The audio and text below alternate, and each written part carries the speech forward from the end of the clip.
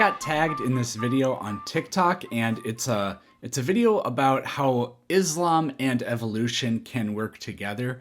I only watched about the first 30 seconds and then I realized I want to talk about this video. So I've never done a video breakdown like this before on my channel, but this is something I actually want to start doing regularly. So this is our first foray into that. All right, let's see what we got.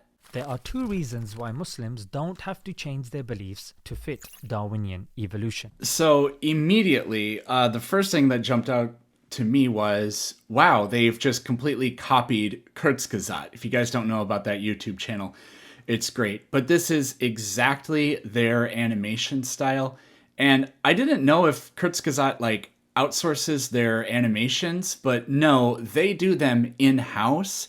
So it's not like whoever produced this video hired the same design company to, illustrate it. It's a complete ripoff. Number one, science does not lead to certainty. And number two, Darwin's theory of evolution is not indisputable. This doesn't sound like it's going to be a thing where they're going to say evolution can be true and Islam can also be true. That's what I was led to think in the first place. But this, to me, it sounds like they're setting it up to just sow doubt in the theory of evolution. I mean, we'll see what they have to say. But that number one point, I mean, that's the exact same thing that I've heard from the Ken Ham school of bullshit and the Kent Hovind school also of bullshit for idiots. You don't know, you weren't there. It's basically that argument. So instead, believe this book that was written by nobody knows who, nobody knows when. Even if you believe that Genesis was written by Moses, Moses wasn't there. Well, it was penned by God. I mean, they're just walking, talking contradictions. It's ridiculous. That point number two, I have no idea what the point of that is. Philosophically, depending on what school you fall in line with, but that's actually the whole point of a scientific idea. If a scientific idea is not falsifiable, according to Karl Popper at least, then it's not a scientific idea. Karl Popper, unlike a lot of philosophers, has an extraordinarily high opinion in the among scientists. So Darwinian evolution can be accepted by Muslims as a valid theory, but not something absolutely true. Okay, so yeah, exactly what I thought. That really just sounds like, look, you can acknowledge that scientists think evolution is true, but that doesn't mean that it's true. I mean, I don't understand the point of that. That's like saying, can Christianity and Islam coexist? When you ask that question, what you're implying is, can they both be true? But what you're actually trying to sell us is, well, look, we can acknowledge that people believe in Christianity, but Islam is true and Christianity is false. I mean, that's dumb. The first thing we need to do is make a distinction between basic evolution and Darwin's theory of evolution. I'm going to predict that whatever this idea of basic evolution is, they have no idea what they're talking about. Basic evolution is biological change over time.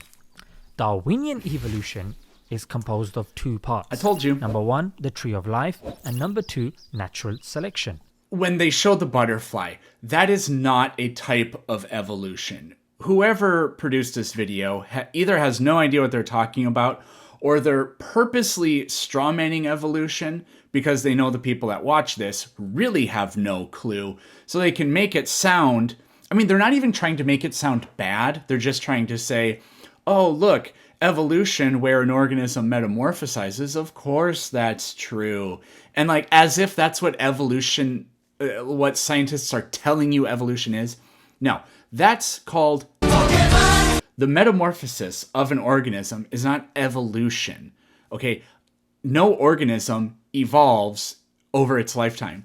Evolution happens and natural selection happens across a population. It cannot happen to one organism, and it happens over time. So, yeah, I was right. This thing about the tree of life and natural selection, I mean, defining evolution, it's always going to be subjective in some way. I don't necessarily know if I have a problem with this. it's not something I would say, but I guess let's see what they have to say about it. It's not how I would put it. The basic type of evolution is simply true. Yeah, it happens all around us. Take butterflies or bacteria evolving resistance to medicine. Oh man, yeah. No, that's not evolution. That's that sounds like I actually hate it when people say this. That's adaptation, not evolution. I can't believe I'm now the one saying this, but I have had so many people tell me, well, I believe in adaptation, but not evolution. And what they mean by that is organisms adapt to their environment. But those same people actually will concede that adaptation is something that can occur over like multiple generations, and organisms can actually change due to adaptation. Now, that's a hilariously bad own goal on their part, because I always ask them, what's the only way an organism can adapt? And the only way for that to happen is through changes in their genes or in gene expression, which is more of like a evo-devo type of thing. So in other words, you can't adapt and you can't have adaptations unless you evolve. But what they're doing here is they're actually saying that adaptation is evolution. I mean, this is worse than that. Oh boy, yeah. They really, like I said, they either have no idea what they're talking about, or they're trying to miseducate people, which would be a tactic, which would be evil. No one disagrees with this type of biological evolution. But get this, this was well known before Darwin. Yes, before Darwin. Yeah, again, so what they're talking about isn't even really relevant, but Darwin was not the first person to propose that the real evolution, that species change over time, which is what they're glossing over. But what they're saying is true in that context. Erasmus Darwin, his grandfather, had ideas about organisms changing over time. Famously, Jean-Baptiste Lamarck. I don't really need to get into that here, but he proposed the first widely accepted scientific idea about evolution, which turned out to be totally false. It's been experimentally disproven as well. But yeah, but also artificial selection. We knew that you could change livestock and crops through selective breeding. Darwin recognized that. It's one of the very first things he wrote about in On the Origin of Species. It's the second type which is problematic, which requires more evidence for the tree of life and natural selection other than mere observations. More evidence other than observations. I mean, I don't know what counts to them as an observation if you look at the fossil record. Is that evidence or just an observation? I don't even know why you would make that point. The fossil record is clear evidence that species change over time, because the fossil record is composed almost exclusively of organisms that are not the organisms of today.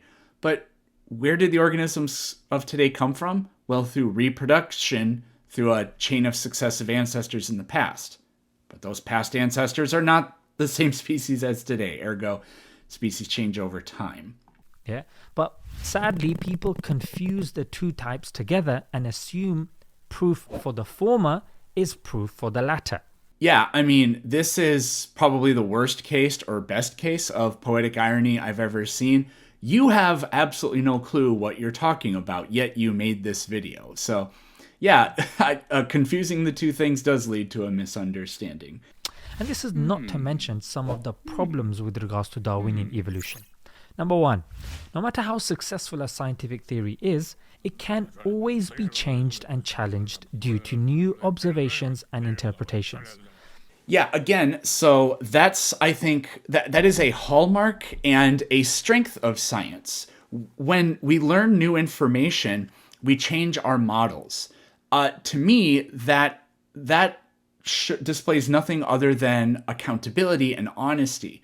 Now, I don't know if they're going to get into any religion really in this video, but religious dogmatism is exactly the opposite of that.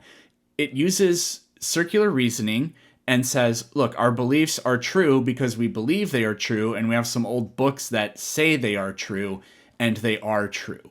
That's all you have. They're telling you that their beliefs can't be wrong because they simply believe that they are true in the first place, or because some book agrees with them, but they're actually just parroting the original claims of the book.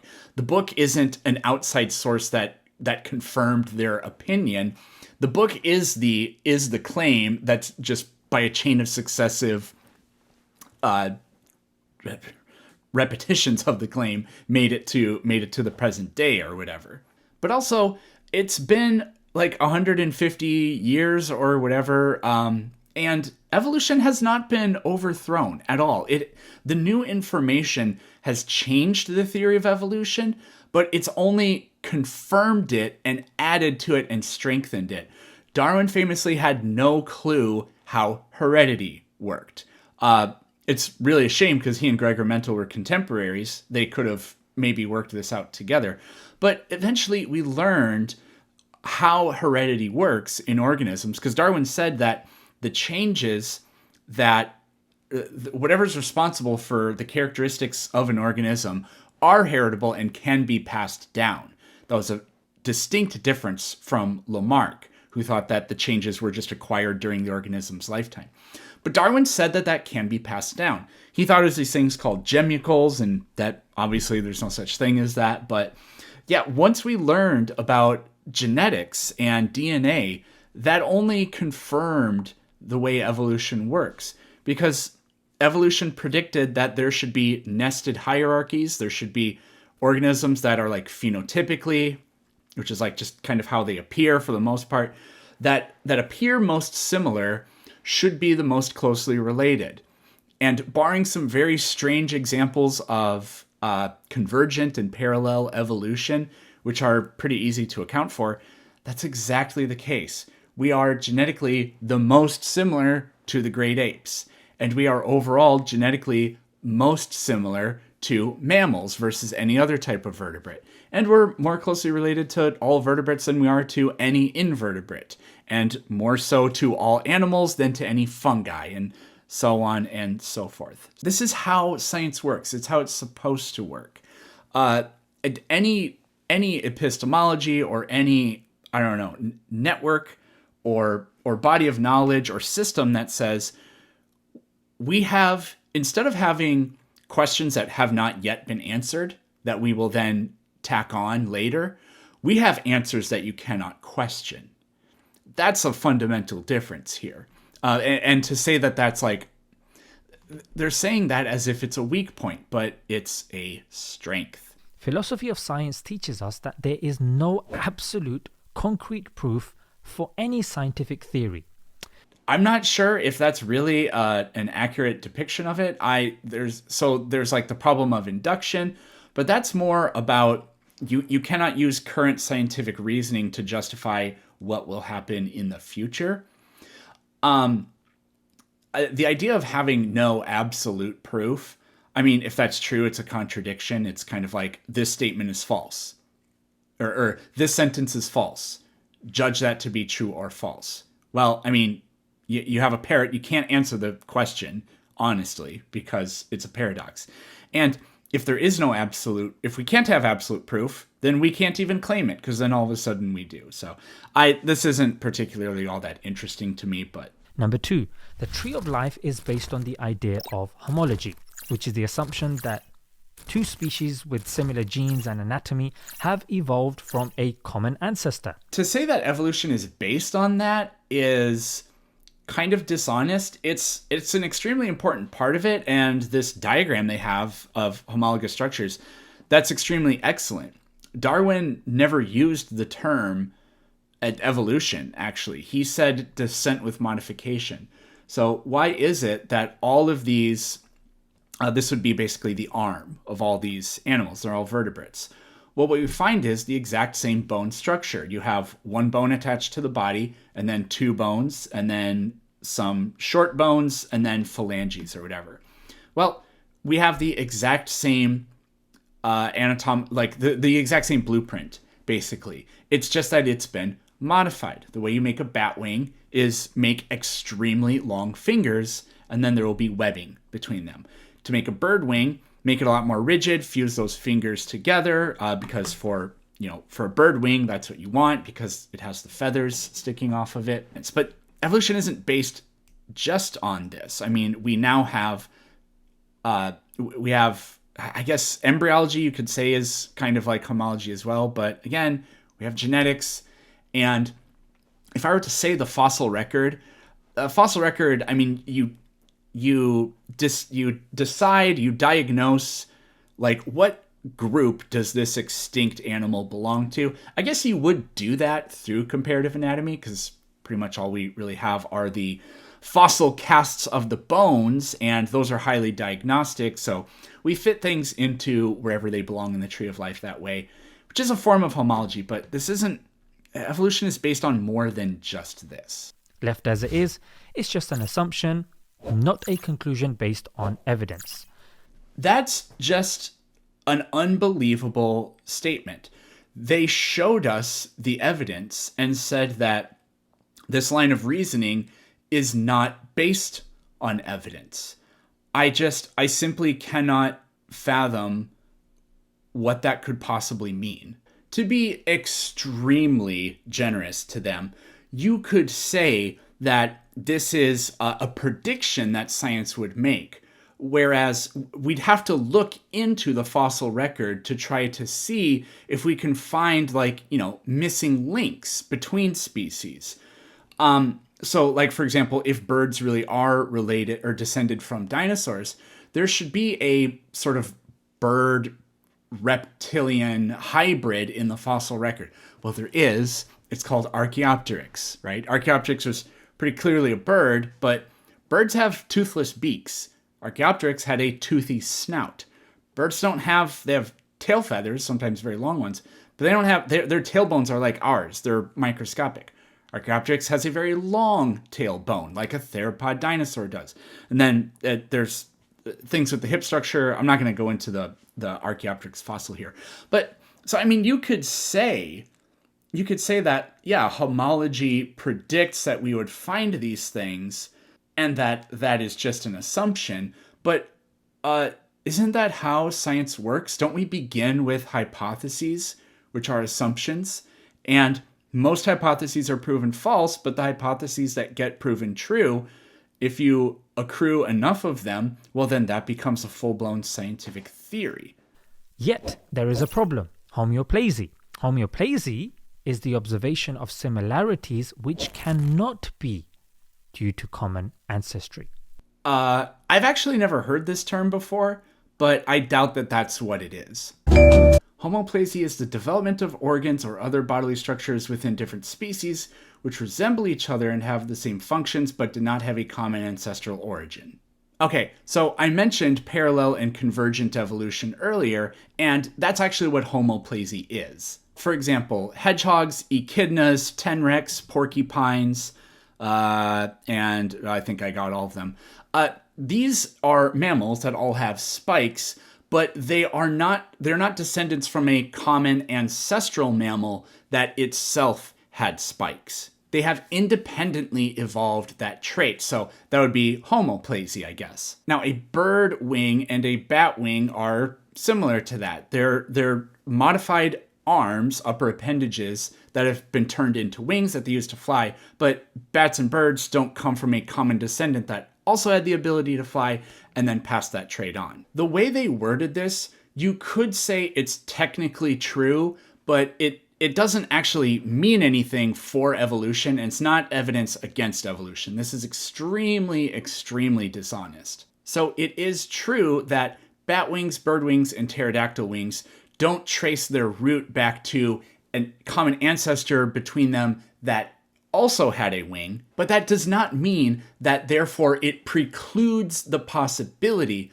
that they are related. That's dumb. In fact, we're looking at the homologous structures right here. The fact that their bone structure has that same blueprint, one bone, two bones, short bones, and then the phalanges, that is evidence of common design. It's just that the descendants have modified that characteristic. We call these highly derived traits. They all have an arm that comes from a common ancestor, which was some sort of tetrapod that had these same arrangement of bones, but it's been highly modified or highly derived over time. Yeah, once again, I can't tell if they just have no idea what they're talking about or if they know enough to intentionally make this extremely misleading and to lie to people that they know don't know very much. Number 3, gradualism. Darwin assumed evolution takes place in small, slight steps. This assumption is an essential part of Darwin's theory. It's really not essential at all. Organisms could, so like, I think it was Stephen Jay Gould, who him and one other paleontologist came up with the concept of punctuated equilibrium, where they imagine that instead of it being gradual, it's more like a staircase. Where you have stability. We call this stabilizing selection. If it ain't broke, don't fix it, basically. But then for whatever reason, because maybe one group of animals in their environment goes extinct and a new niche is opened up, or from just like mass extinctions or whatever, organisms then, because there are niches available, rapidly evolve. And so in a short amount of time, you see fairly dramatic changes. Not to the point where like an entire new phylum shows up, but this happens like at the level of species or maybe the genus level. In fact, he actually said that this is like a falsification condition to his entire framework. So I have On the Origin of Species. I am not going to rummage through it to try to find this because that would be kind of impossible. I don't have time for that. Darwin didn't know everything. So just because Darwin said, like, oh, if you find evidence that does not support gradualism in all cases, then I would be wrong. We know so much more now, and like I already went over this, but literally everything we know about life on this planet and about the fossil record and genetics, none of it is in contrast with evolution. None of it at all. But the fossil record shows the exact opposite. Rapid changes in biological features also. Yeah, so this is more dishonesty. What they're saying the only thing we find in the fossil record is fully formed organisms. They're not using it in those terms, but that's what they mean. The fossil record will always be incomplete. That's just a reality.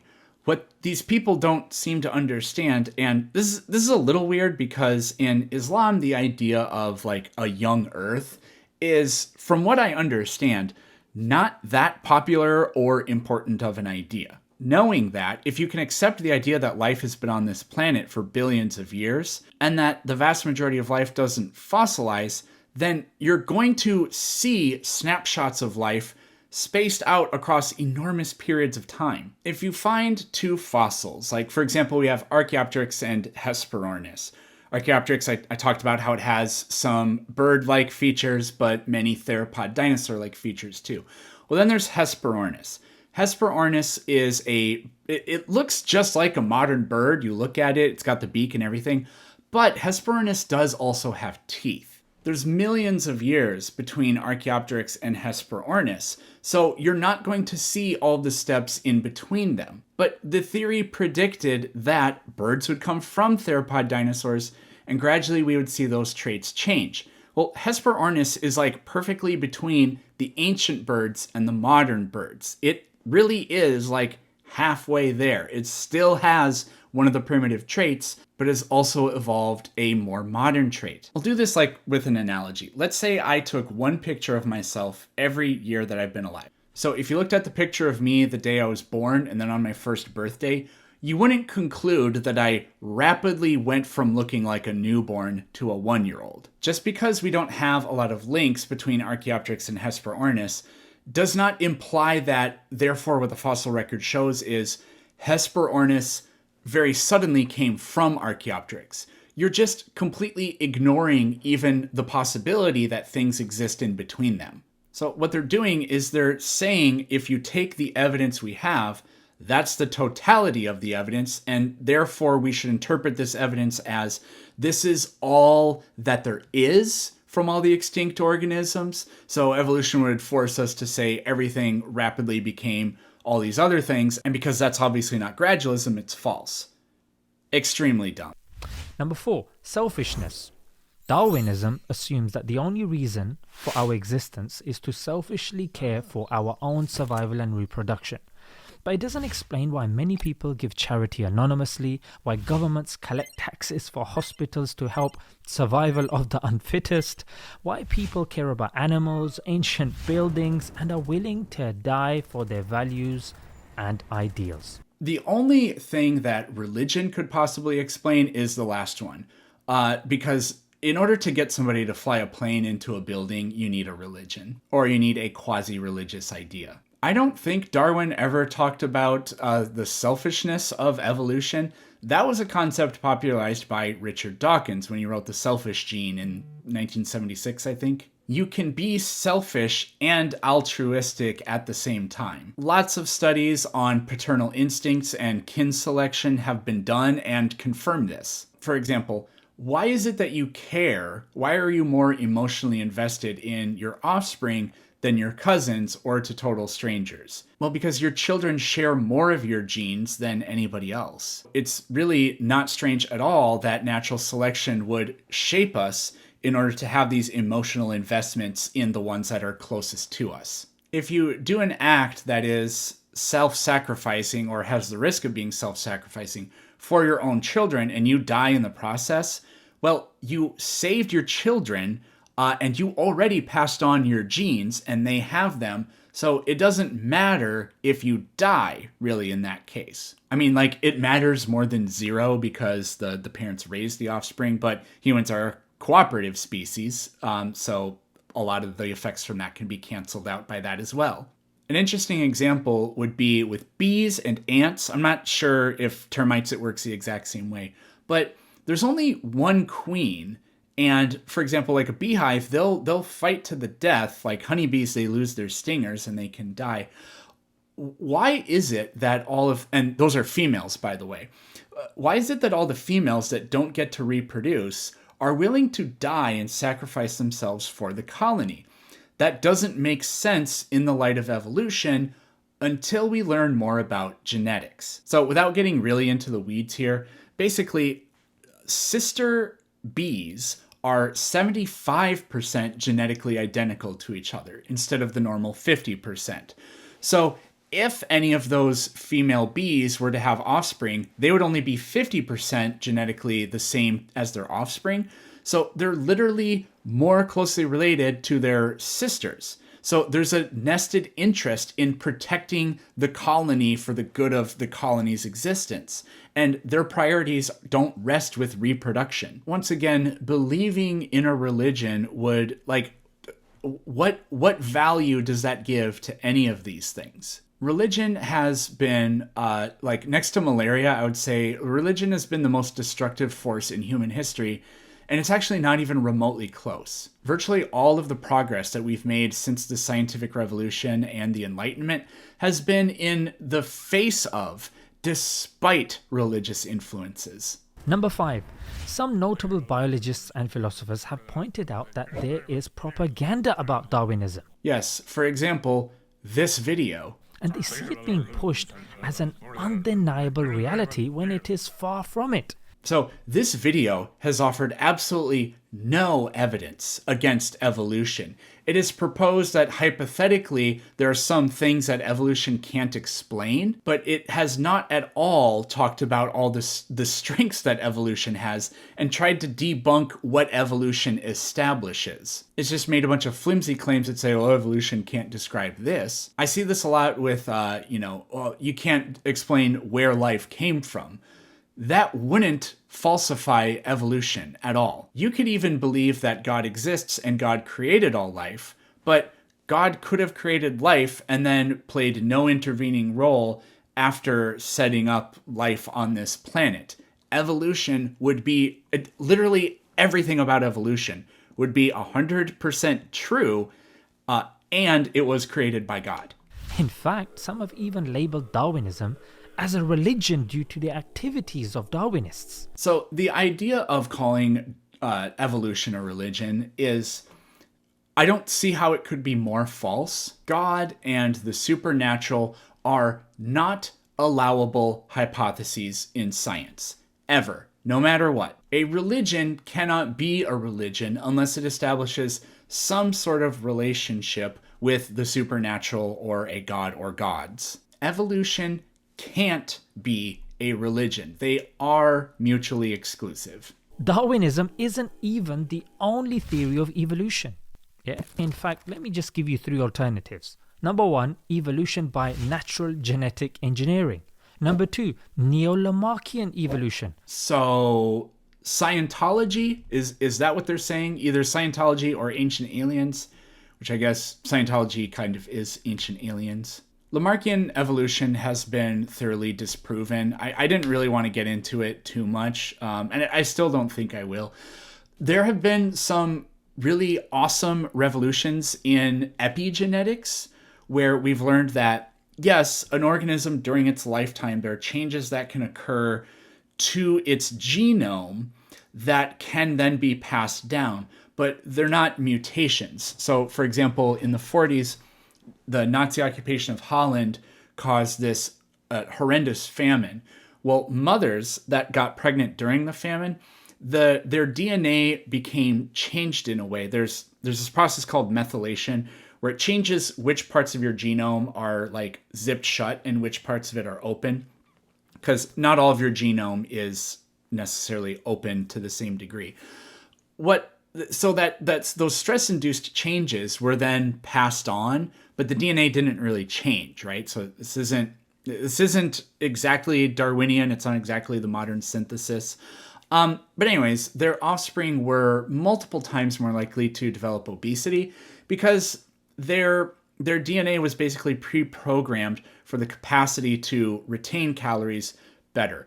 We all kind of have that potential in our DNA. It's just a matter of how your gene, like the symphony of gene expression that goes on in us, it's a matter of how it's expressed. But despite that, everything we've learned about epigenetics, none of that challenges really the conventional Darwinian evolution paradigm, because none of that explains why, again, we have a perfect nested hierarchy of genetic relatedness between organisms. I have no idea what they could possibly mean by mutation-driven evolution as an alternative, because those are viewed as a significant and necessary component of speciation. What was the point of all this, yeah? Yeah, what was the point of all this? Because we're basically at the end of the video, and again, they did not address any of the findings and conclusions of evolution. They proposed a bunch of supposed problem areas for evolution. But again, evolution doesn't have to be able to explain everything to be true.